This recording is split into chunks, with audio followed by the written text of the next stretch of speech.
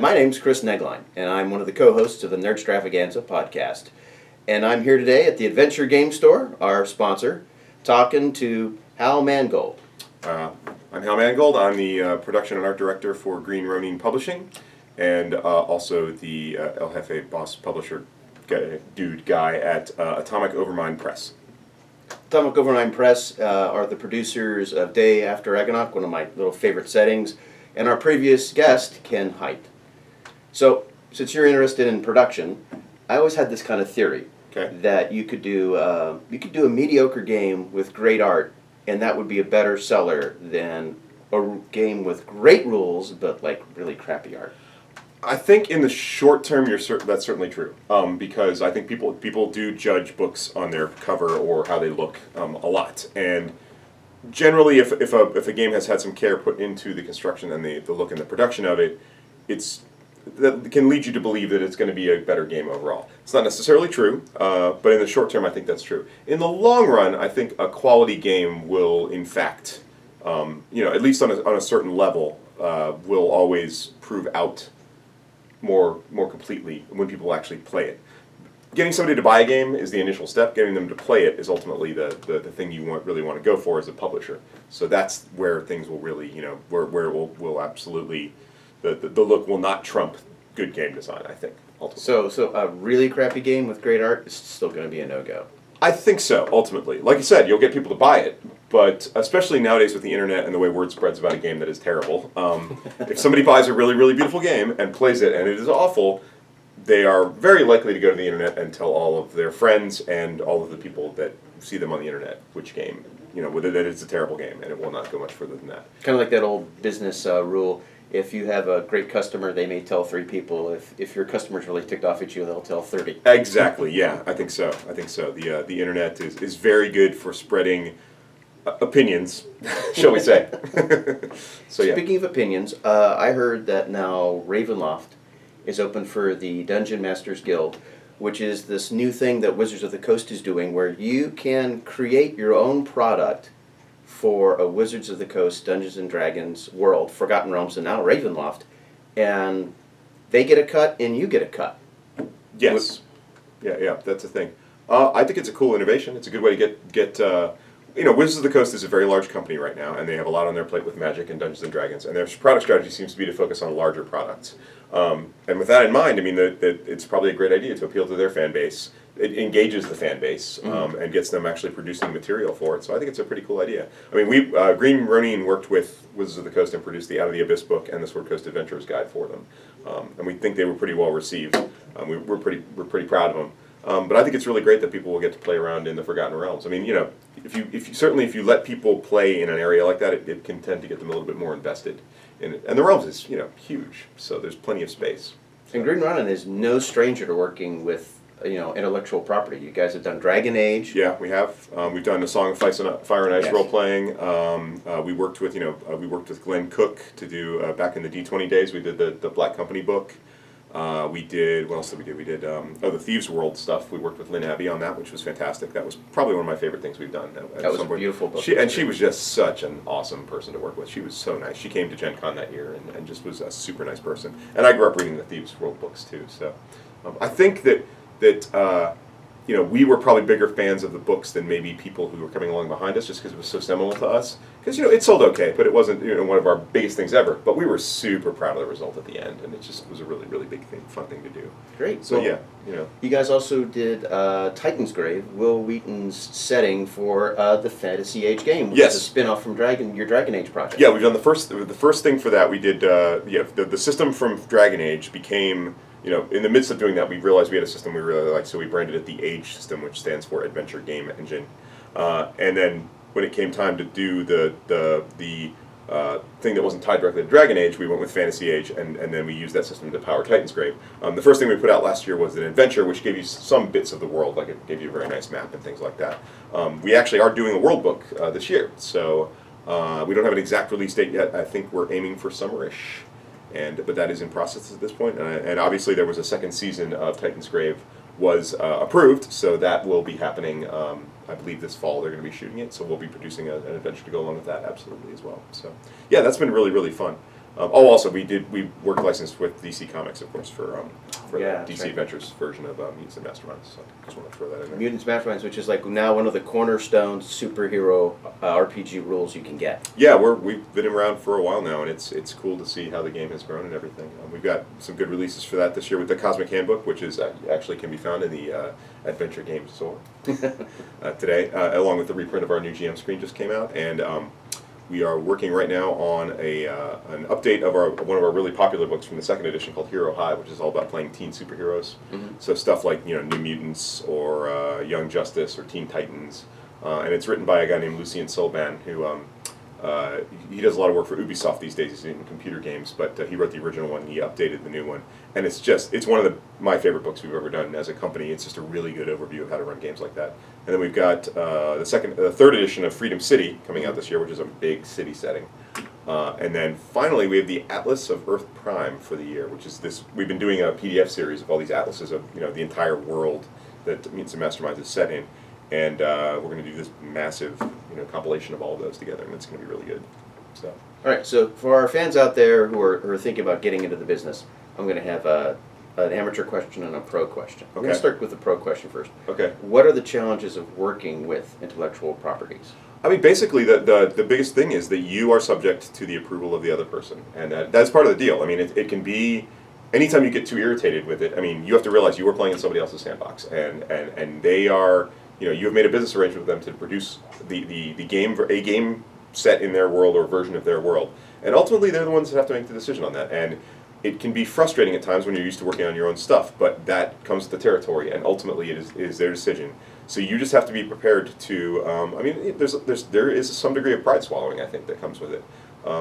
But at the same time, if you deal directly with a licensing partner, you're going to come out with a better product because they're going to give you the background knowledge. I mean, like for instance, working with BioWare has been really, really great.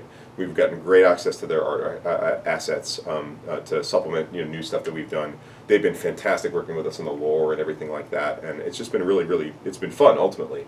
But just I guess kind of. I don't want to know your place is a wrong way to do it, but just remember your role in the relationship with the licensor is that you are producing something, you are interpreting something that they created, and they may permit you to create new stuff for it, but ultimately it is not yours, and you have to treat it with respect. A Song of Ice and Fire is a great example where we have to be very respectful of what George R. R. Martin has created because it is his. And if he says something doesn't happen, it just doesn't happen because it is his world that we are being permitted to create things in. So. And you would think he would understand a little bit where you guys are coming from because he is a role player. Well, sure, yeah, but George worked for a very long time to get where he is now, and I think because of that he's protected. I mean, believe me, working with him, he has not been overly protective. But it is clear was made clear at certain points. In fact, we designed the game kind of so that we wouldn't be touching too much of the active content, right? Like the books, the game as it's set up gives you the core rule book, and then there's the campaign guide. And the campaign guide gives you the status of everything sort of at the beginning of the books. And the game is specifically set in the time in between the Battle of the Trident and where the books start, because in that area, we were able to describe stuff without having to worry too much about stepping on any toes or going into any areas that he didn't want us, want to either nail down too early or things like that, because he's obviously still writing the books. So, it's working with him has been just fine. It's just knowing that ahead of time has made that smoother. Is knowing what we've had to do. I mean, early on working with some other people, it's been a little more challenging. I'm not going to mention any in particular, but in some of the times in the past, the relationships have been more challenging, and we've tried to learn from them from how we're dealing with licensed properties and stuff like that. So. And for the newbie publisher who wants to get his stuff out there, yeah, a lot of them, they're on a shoestring budget, if any budget at all. How do they tackle the art question?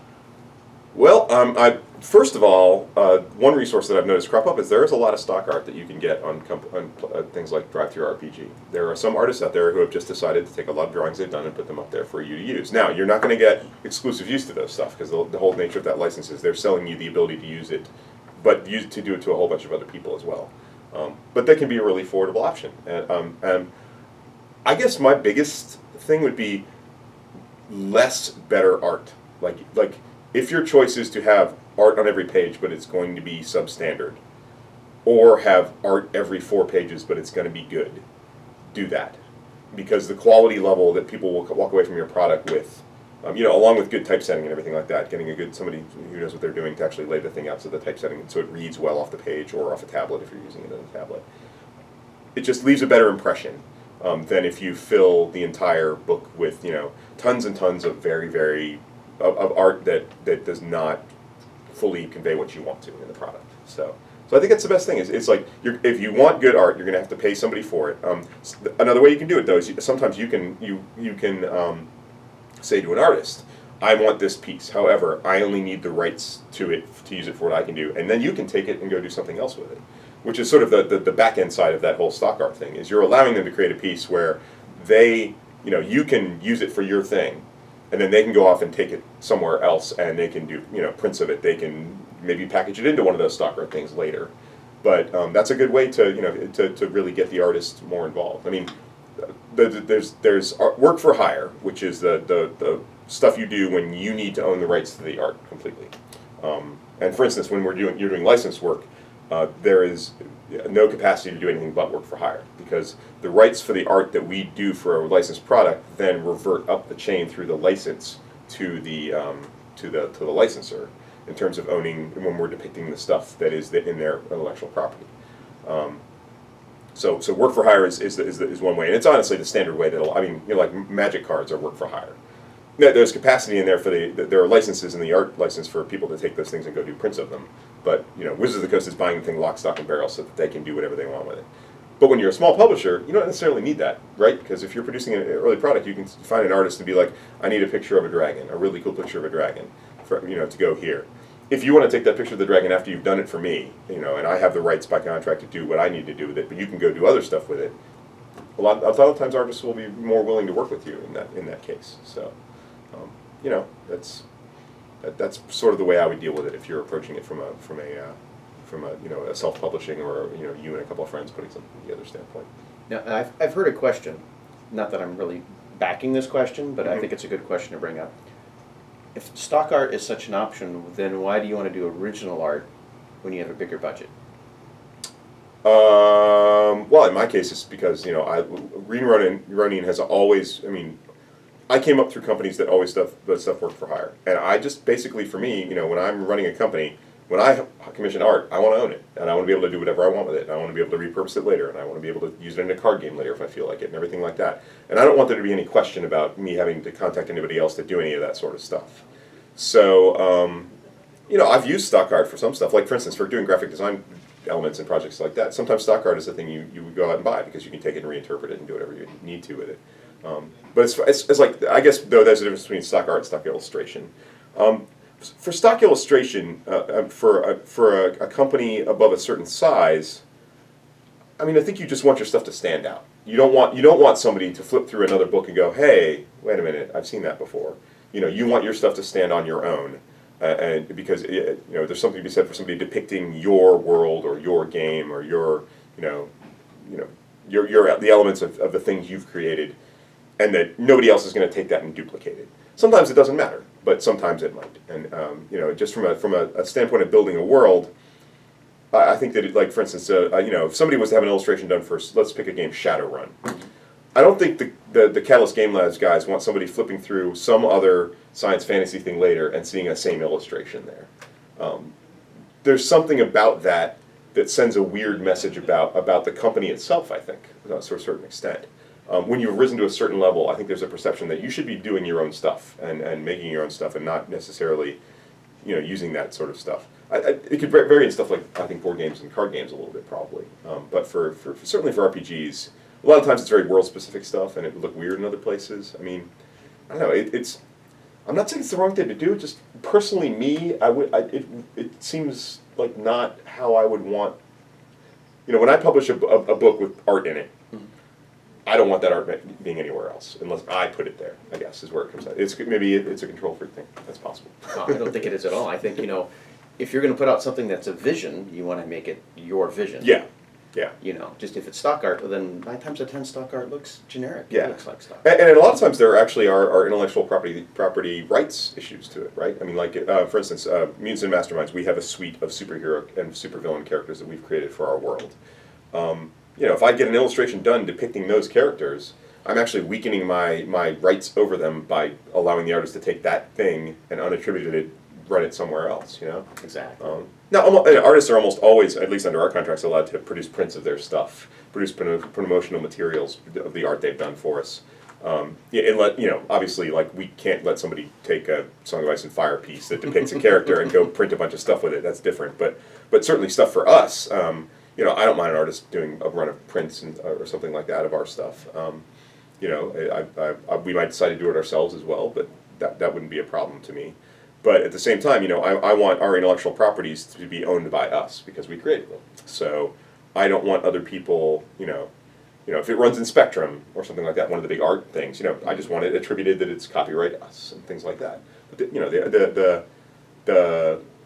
there are trademark and, you know, licensing implications to it. Like if somebody comes to us and wants to license something that we've done, you know, we need to know that we own it completely and are not going to have anybody, you know, contesting the trademarks or anything like that because they've been weakened by being shown somewhere else in a generic capacity, I guess.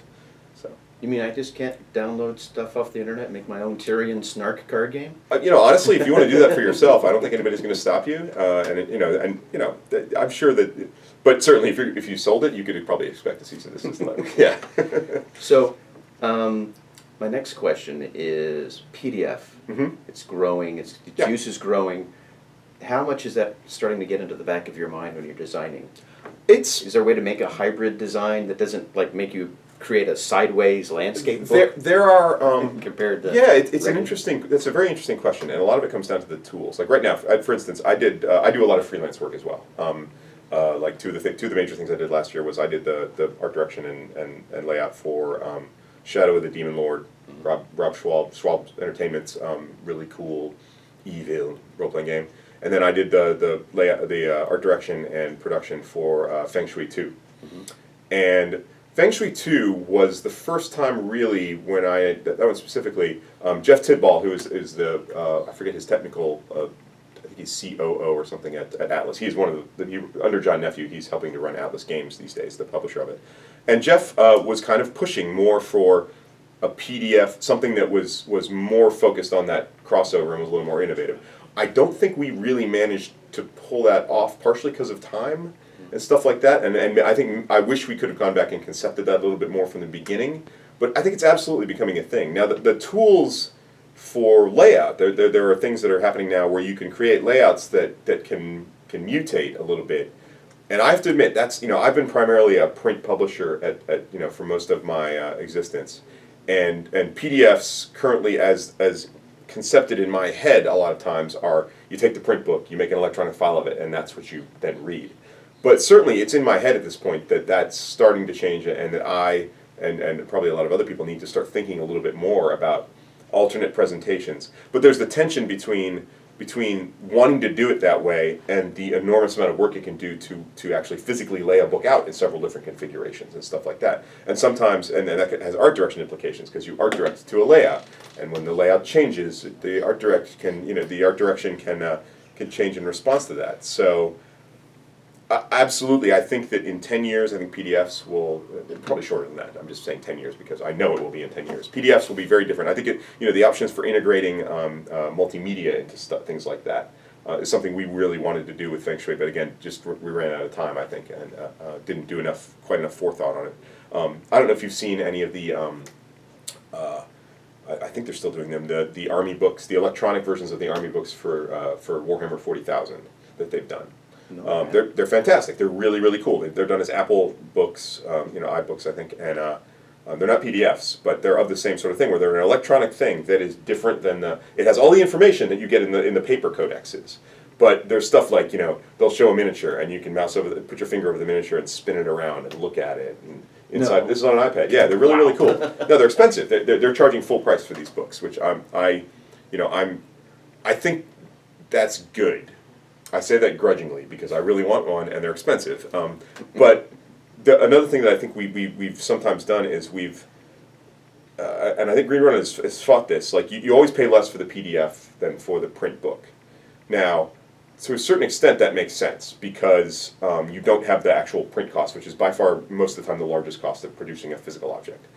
But at the same time, there's a lot of back-end stuff that still goes into it too: art, writing, design, editing, all this kind of stuff that it still has to be paid for. So this is a case where Games Workshop decided, to heck with it. This is how much you pay for the paper codex. This is how much you pay for the electronic codex because you're getting the same stuff. And but what they did was they added stuff into the electronic codex that at least you get something that's different in it. And I think that's really, really cool. And I think that's something that we're going to explore more and more. Now, the tricky part is that, everybody was ready to declare print dead. Ebook sales obviously have, they've dropped a little bit. The e-reader is not going to, until an e-reader is something that you can accidentally leave on the bus and go, darn it, and go spend $10 and buy a new one. E-readers are never going to replace paper books. But at the same time, electronic files are becoming more and more, it's portable. I mean, I have a library on my iPad of, 500 RPGs at this point, just because, inside the industry, a lot of people trade stuff, so I've gotten some stuff. And it's cool to have all that stuff on hand. Our own books, we've tried to keep PDFs available for anybody in the company so that when they need to reference something, they can have it. But I think there's going to be a lot more innovation, and a lot of it comes down to the tools making it easy to do that. So the tools are not quite there in terms of anybody being able to pick it up and just do it. I've been laying out books for almost 20 years now, and I'm going to have to sit down and with these tools and figure out exactly how they work. You did it before, you'll have to do it I again. do. I've most of my graphic design training is almost all on the job. I was an art major in college, but our graphic design department at my school was sadly the graphic design teachers were not the best, so I didn't touch it, and I got into it afterward, and I had a journalism degree as well, so it was a confluence. And when I was there, it was right in the middle of the time when I learned just a little bit of desktop publishing, but it hadn't bled over into the full world yet. So I've been self-taught at it and learned as I go. And let me tell you, you make a lot of mistakes when you do that. But you should learn a lot too. And I'm constantly still learning stuff. These tools, these layout tools we've got, they're like freaking magic. And I mean that I don't even think the people who've created them know all the things they can do. Because you can take elements and combine them together and you come up with something that just works. And it's really great. I mean, I like laying out books a lot, as you can tell. It's fun. When you get the end product, and it looks right, it's a really rewarding experience. There's a sense of ownership there. Exactly. Well, I think we've got our time limit coming up, so we're going to wrap up. Again, we've been hanging out with Hal Mangold of Green Ronin, also Atomic Overmind Press. You can check us out at www.greenronin.com for Green Ronin Publishing, and Atomic Overmind Press is at www.atomicovermind.com. We are currently revamping the website, so if you go there, there's a placeholder that just throws you to some web store options. But hopefully by the end of March, we should have things back up and rolling, and we have some new material coming out for the day after Ragnarok, so that should be fun. So we're going to bid you an adieu from the Adventure Game Store and us at nerdstravaganza.com.